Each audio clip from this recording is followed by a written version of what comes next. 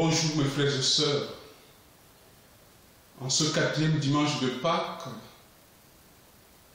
en cette fête de Pâques justement qui nous conduit jusqu'à la Pentecôte, les textes de l'évangile de Saint Jean au chapitre 10, le verset 27 à 30, nous parlent du fruit de la résurrection, de la vie éternelle qui nous est donnée grâce à la mort et à la résurrection de notre bon pasteur. Il nous est dit dans ce texte que la vie éternelle nous est donnée par Jésus, notre bon pasteur. On appelle souvent pasteur les ministres de culte, tant catholiques que protestants. On devrait plutôt, je pense, nous comparer à des chiens de berger, généralement dévoués à leurs tâches, généreux, mais hélas parfois aussi mordants. Parce qu'en réalité, mes frères et sœurs, il n'y a qu'un seul véritable pasteur de nos âmes, Jésus-Christ. Et c'est lui qui donne la vie éternelle à ses brebis. Ces brebis, c'est-à-dire ceux et celles qui accueillent sa parole avec joie. Ceux et celles qui, d'une attention aimante et humble, écoutent le point de vue de Dieu sur toutes choses. Savoir écouter, mes bien-aimés, est le signe d'un amour authentique. Cet amour ouvre le cœur et le rend prêt à recevoir toutes les richesses de la vie offerte par le bon berger. En ce dimanche de prière pour les vocations, nous sommes invités à plonger dans notre cœur pour redécouvrir l'appel que nous adresse le beau pasteur Jésus-Christ. Les brebis, nous disent le texte, sont connues du Seigneur. Avant tout, ce verbe biblique connaître renferme cette force de communion intime. Jésus nous connaît dans ce merveilleux toi et moi de l'amour.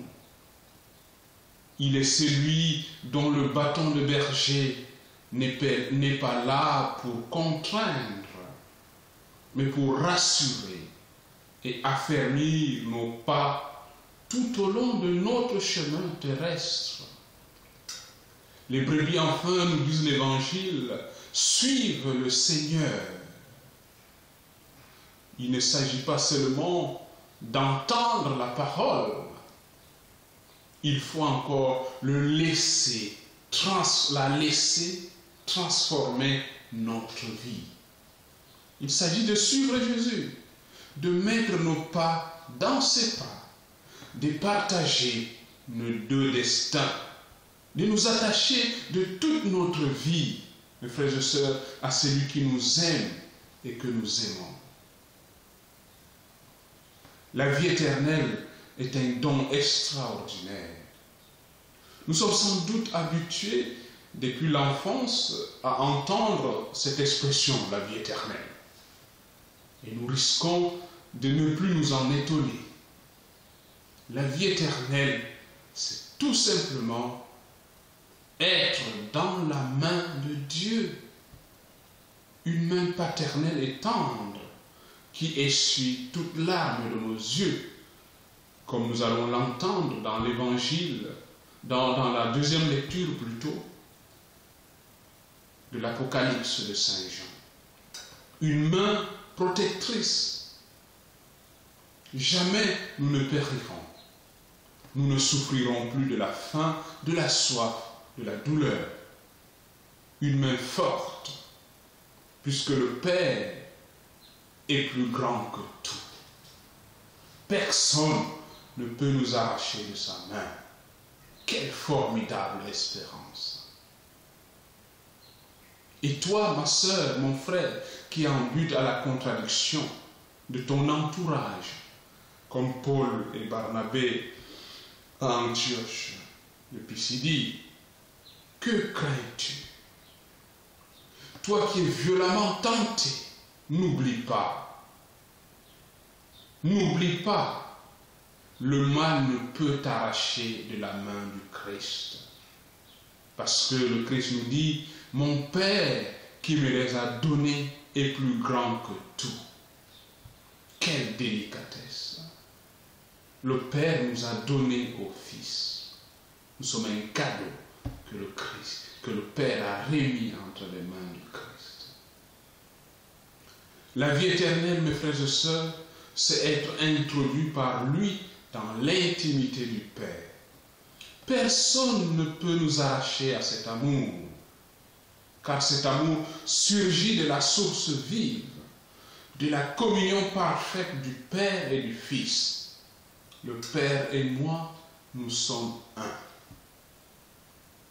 Un jour, nous verrons Dieu tel qu'il est dans son unité. L'agneau se tient au milieu du trône, observe le visionnaire de l'Apocalypse. Et notre pasteur, Jésus-Christ, le pasteur de nos âmes, nous conduira au Père, source de toute vie. Déjà, il nous offre l'avant-goût dans cette communion, en partageant chaque dimanche son pain et son vin de vie éternelle. Tu nous guideras au sentier de vie, tu nous ouvriras ta maison, Seigneur, tu nous guideras au sentier de vie, tu nous ouvriras ta maison, Seigneur. Bon dimanche, mes frères et sœurs, et que Dieu vous bénisse. Merci.